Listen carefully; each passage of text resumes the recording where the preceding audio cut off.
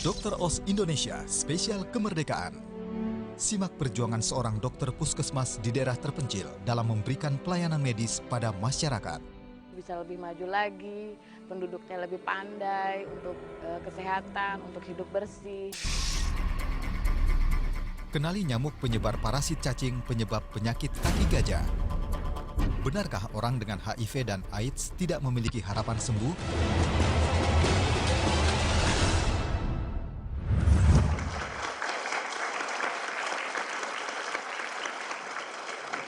Merdeka! Ya, kembali lagi di Dokter Os Indonesia. Sekarang sudah ada Farah Queen. Apa kabar Farah Queen? Ya, bagaimana menurut Farah Queen dengan Hari Kemerdekaan untuk bangsa Indonesia? Ya, pasti selalu sesuatu yang berkesan ya. Karena kan dari tahun 1945 penuh perjuangan kita bisa akhirnya sampai bisa seperti ini. Oke. Dan satu hal Farah Queen, bahwa kita ingatkan sekali lagi bahwa bangsa Indonesia itu kalau dulu boleh perangnya lawan penjajah. Sekarang penjajah kita juga ada yang baru, penyakit.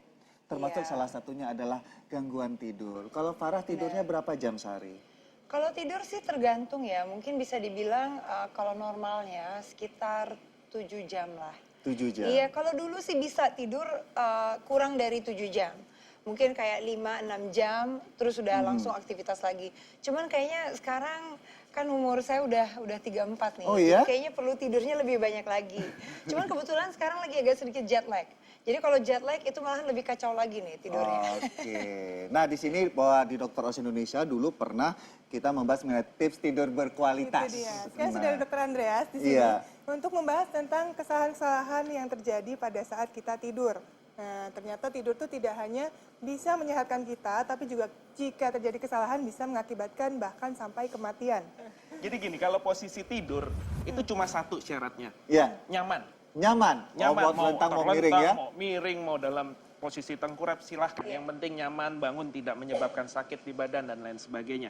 Tetapi selain posisi tidur, ya untuk kualitas tidur kita juga harus memperhatikan kecukupan tidur. Nah, yang sering orang lupakan adalah waktu untuk tidurnya nih. Oke. Ya, jadi jam berapa kita sebaiknya tidur? Karena di dalam tubuh kita, di dalam otak ini ada jam biologis yang mengatur waktu-waktu ideal untuk kita tidur. Kalau untuk lamanya sendiri nih dok, biasanya kan orang mengatakan 6-8 jam itu tidur yang ideal. Menurut Dokter Andreas? Kecukupan tidur untuk orang dewasa sebenarnya adalah 7-9 jam. 7-9 7-9 jam, di mana usia di atas 30 tahun termasuk usia dewasa itu 7-8 jam. Sementara dewasa muda itu 8,5-9,4 jam. Dewasa muda tuh usia remaja sampai pertengahan 20-an. Wow. Jadi sebenarnya Saya malah kurang sekali.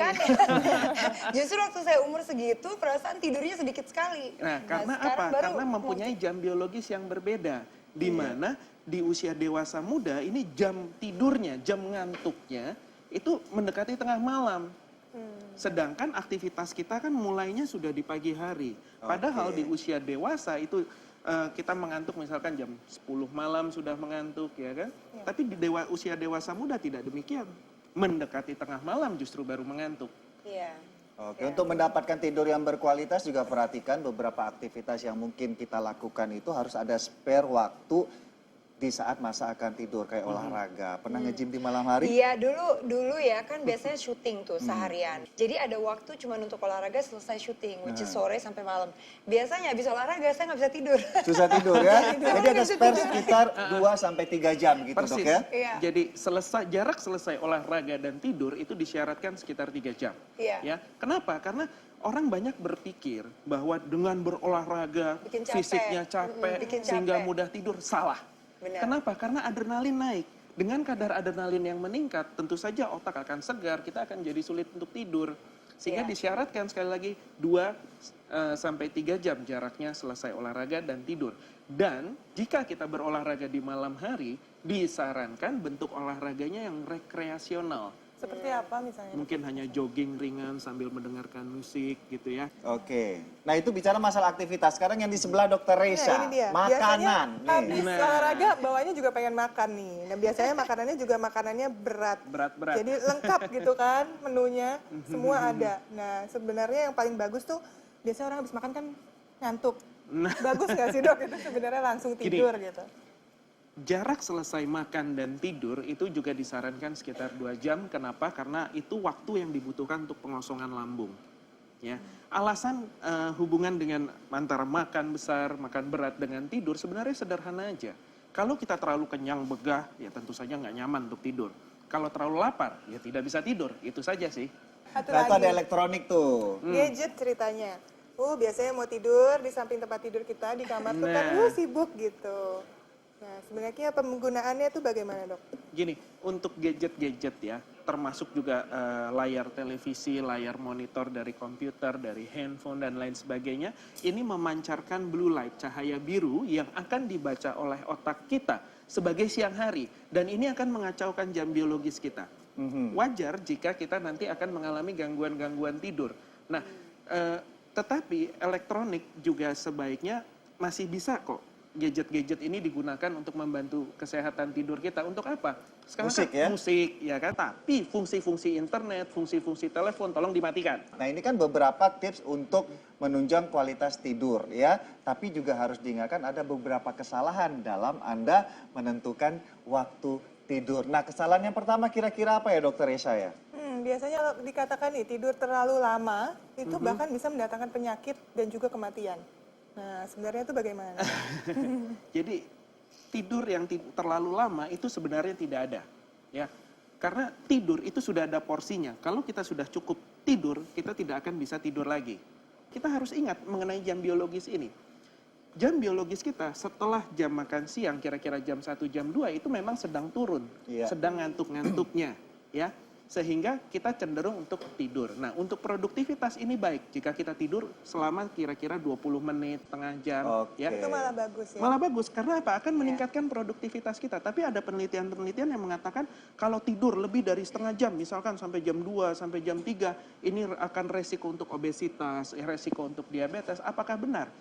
Penelitian ini benar, tetapi masalahnya yang harus kita lihat bukan kebanyakan tidurnya, tapi kenapa dia bisa tidur sampai sedemikian banyak, sedemikian lama. Kenapa? Karena kantuknya. Kantuknya kenapa? Ada penyakit-penyakit tidur tertentu yang menyebabkan dia mengalami kantuk berlebihan, atau yang paling sederhana, kurang tidur misalkan. Mudah tidur juga ya. Selanjutnya kesalahan apa lagi Dokter Esha? Ini kesalahan yang dulu sering saya lakukan juga. Oh ya? Yaitu ngajak binatang peliharaan untuk tidur di malam hari. Wow, coba kita pindah ke sana. Coba ya. Farah? Ya. Oke, kalau Farah Queen ada binatang peliharaan di rumah? Ada kucing. Kucing? Yes. Hai. Oke. Ya, suka Cat sekali sama lovers. kucing. Kalau misalnya tidur ngajak binatang peliharaan sebenarnya boleh nggak sih dok? Kita harus hati-hati ya jika mengajak binatang peliharaan ke tempat tidur. Pertama, kita harus perhatikan apakah benar-benar binatang ini sehat, sudah divaksin dan lain sebagainya. Kemudian apakah kita ada alergi tertentu, ini juga penting untuk diperhatikan.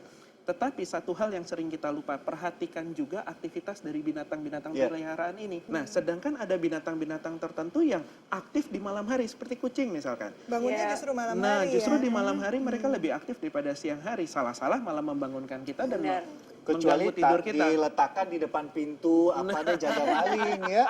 Gitu ya, wah seru sekali pembicaraan di segmen ini. Tapi bagaimanapun, terima kasih Farah Queen sudah mampir di Dokter Indonesia ya. Semangat berjuang terus untuk kesehatan juga termasuk Anda ya. Terima kasih Dokter Andrea. Semangat berjuang terus untuk kesehatan juga termasuk Anda ya. Terima kasih Dokter Andreas. Pada dasarnya kesehatan itu adalah sesuatu yang kita lakukan setiap hari dan secara rutin serta berulang-ulang. Pengen tahu tentang kesehatan yang lainnya, jadi tetap di Dokter Oz Indonesia.